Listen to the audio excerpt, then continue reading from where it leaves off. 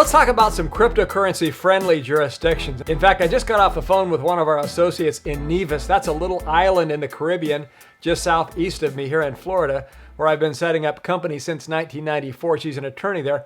Now, I'm covering three of my favorite cryptocurrency jurisdictions right now: Nevis, Antigua, which is also in the Caribbean, and Switzerland.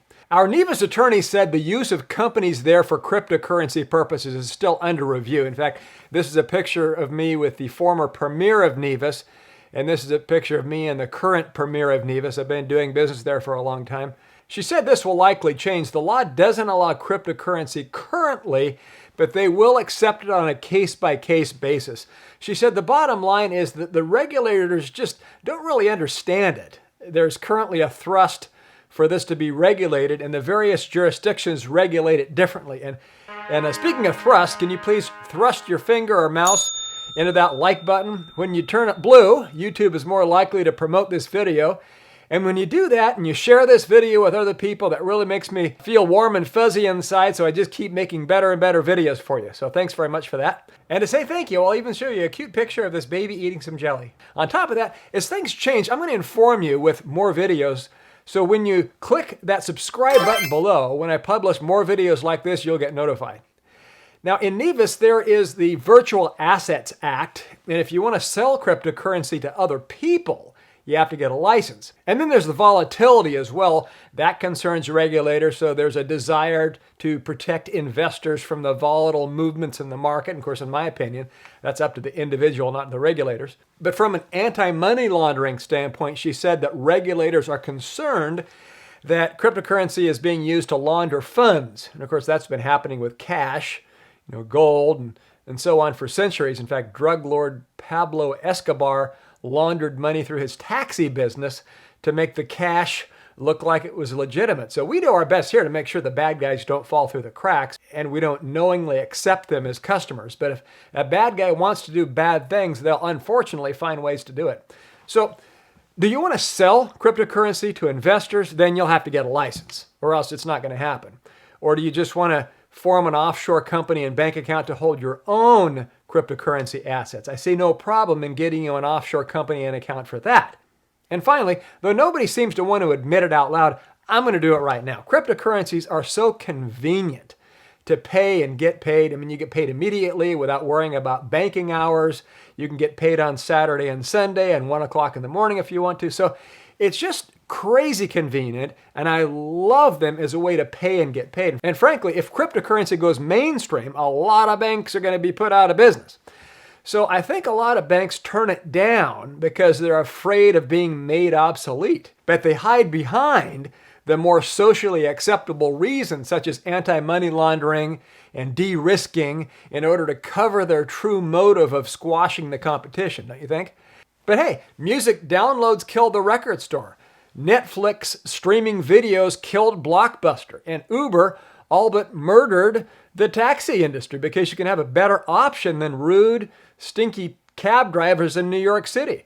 Record companies, movie houses, cab companies, they kicked and screamed and cried bloody murder, and the Bronco was bucking. But finally, it was power to the people. So right now, it's the bank's turn to kick and scream and whine, but in the end, it's power to the people. Now, we have a lot of people who say they want to open a bank account and deposit their cryptocurrency into the bank. Well, it doesn't work like that. First, you have to convert the Bitcoin, Etherium, or Dogecoin into cash using an app like Coinbase. Then you can wire the cash from your Coinbase app to the bank. Next, Antigua and Barbuda. Now, Antigua and Barbuda has just become the second country globally to accept Bitcoin, along with several other cryptocurrencies, including euros, as tender for its Citizenship by Investment program. In fact, that's where you make a donation, for example, between $100,000 to $200,000, or investment in local real estate where you pay, let's say, $250,000 to $400,000, depending on the country, to buy the real estate. In fact, Vanuatu, which is in the South Pacific, also recently was the first country to announce that it would accept Bitcoin as a payment method to its development support program, their citizenship program. However, the big difference between these two programs is that in Vanuatu, only agents can be paid in Bitcoin. The agents, such as our company, which can assist in obtaining second citizenships, have to transfer the cryptocurrency to US dollars before being transferred to the government. In Antigua, however, Bitcoin payments can be paid directly to the government.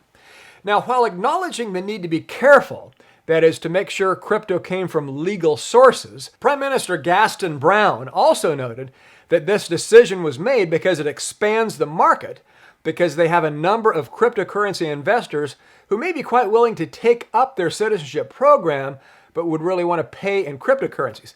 So it's hoped that this move could potentially open the country up to a relatively untapped market of crypto millionaires seeking alternative citizenship. Prime Minister Brown went on to say that if you do not accept cryptocurrency, then you could be literally locked out of that market. Now, to reduce the risk of accepting Bitcoin payments as tender, the cryptocurrencies will need to be transferred to US dollars on a daily basis in order to ensure, as he says, we don't have any exposure in cryptocurrencies. So that's what the government does once they get paid. In 2018, having attracted a total of 269,000 tourists, Antigua and Barbuda ranked 26th worldwide in the number of visitors per local residents, making it a hugely popular destination. With this in mind, Antiguan authorities are keen to consolidate tourism and believe that cryptocurrencies such as Bitcoin SV will serve as an impetus for the Caribbean nation's economy. A final point to note is that the country recently announced an update to permitting their Citizenship by Investment program to open offshore bank accounts to receive payments for the country's citizenship program.